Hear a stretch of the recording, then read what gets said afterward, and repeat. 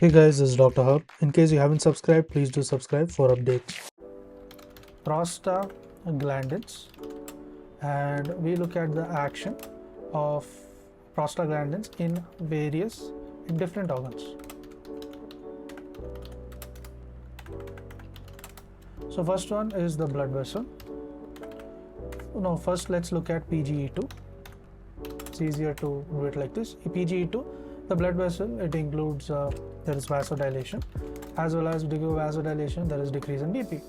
In heart there is a weak inotropic, it is weak inotropic, and there is reflex cardiac stimulation. So cardiac stimulation is also present. Then comes the platelet, it has a variable effect. Then is the uterus. In uterus there is a contraction, that is in vivo, softening of cervix. Then comes the bronchi. In bronchi there is dilation. So dilation is inhibits the histamine release. Then comes stomach. There is a decrease in acid secretion. So there is decrease in acid secretion, as well as there is increase in the mucus production is increased. What happens when mucus production is increased? In case of the intestine, it contracts the longitudinal.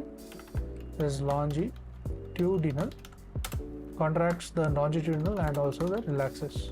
So it relaxes. There is the circular muscle. The peristalsis, it increases. So what does it increase? It increases the peristalsis. There is chloride and water secretion. Chloride and water secretion is also seen. Next is we move on to the use of kidney. So in kidney, what is present? In kidney there is natriuresis, as well as the chloride reabsorption. There is inhibition of the ADH, and there is action vasodilation. There is also the presence of the renin release. Next comes the CNS. It is the pyrogenic and variety and effects on the INJ.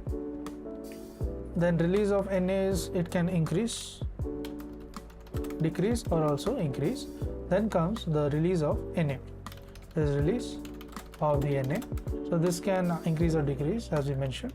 The afferent nerve, it's sensitized to the noxious stimuli. Then comes the endocrine. It releases the anti-pituitary hormones and steroids, insulin, as well as a TH-like action. The metabolism is by the anti-lipolytic. There is also the insulin-like, the action, mobilization, and this is of the bone and the calcium.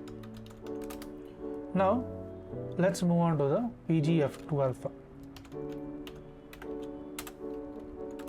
So here in PG2 alpha, it causes the vasodilation again, and there is a large veins constrict. The large veins, it constricts, and lytic effect on the BP. Then comes the heart. It is a weak inotropic as the PGE2. The platelet, there is null, and the uterus, it causes the contraction and softening of the cervix. The bronchi, again, it causes the contraction. And now looking at the intestine, there is spasmodic, there is increase in the fluid and the electrolytes secretion. Now moving on to the release. There is release of the NA. It can cause increase or decrease. Then comes the endocrine. So in the endocrine, it releases the gonadotropins as well as the prolactin. Endocrine, it causes release of gonadotropins and the prolactin. So GP is released by the PGF2. Now let's move on to the PGI2.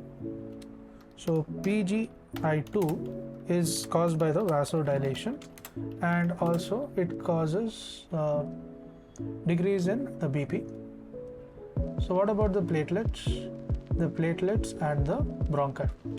So platelet, if you see, there is a anti-aggregatory, and the bronchi is there is presence of dilation and inhibits the histamine release. Then comes the stomach, intestine, and kidney. The stomach, there is decrease in the acid secretion. There is also the mucosal vasodilation. Then comes the weak spasmogenic, and this inhibits the toxin-induced fluid, as well as the secretion. Next is this. Now we are talking about the kidney. So previously we spoke about the intestine, and before that we spoke about the bronchi.